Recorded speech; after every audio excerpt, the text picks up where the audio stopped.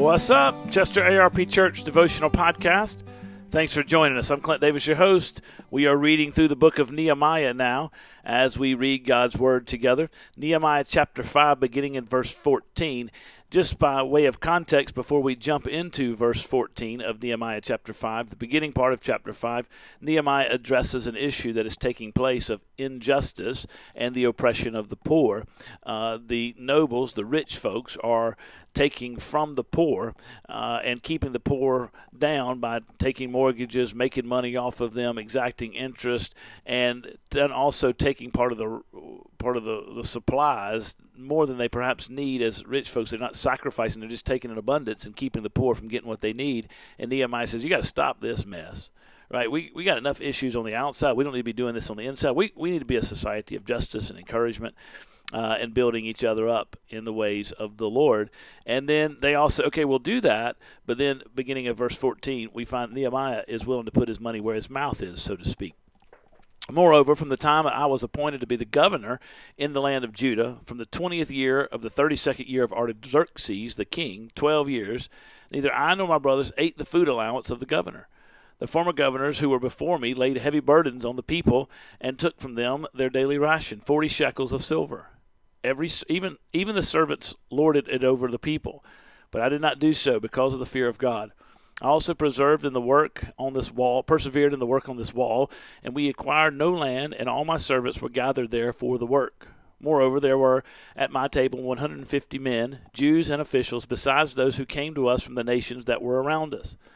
Now what was prepared at my expense each day was 1 ox and 6 choice sheep and birds, and every 10 days all kinds of wine in abundance. Yet for all this I did not demand the food allowance of the governor, because the service was too heavy on his people.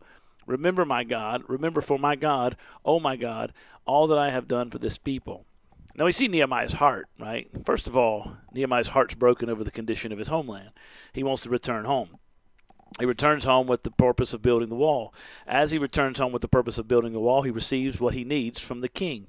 He is now the governor of the province beyond the river of the land of Judah.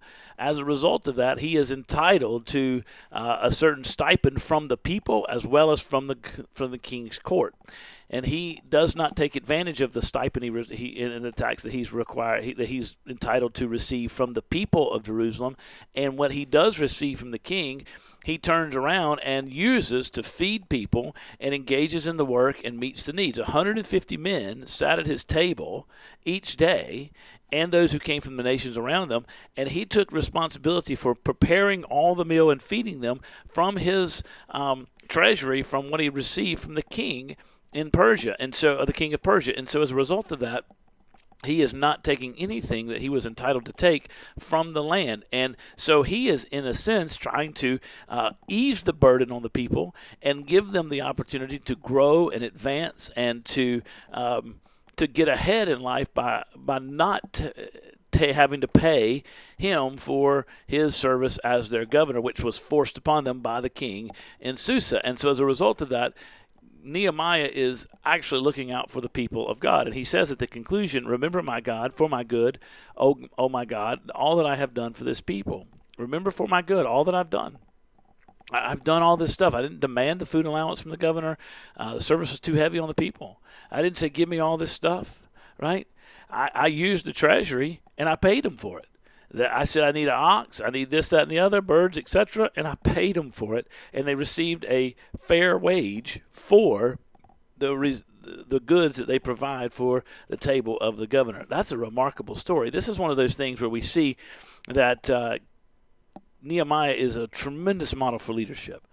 Leaders must be willing to jump in and do the work. They're engaged in the work of rebuilding the wall.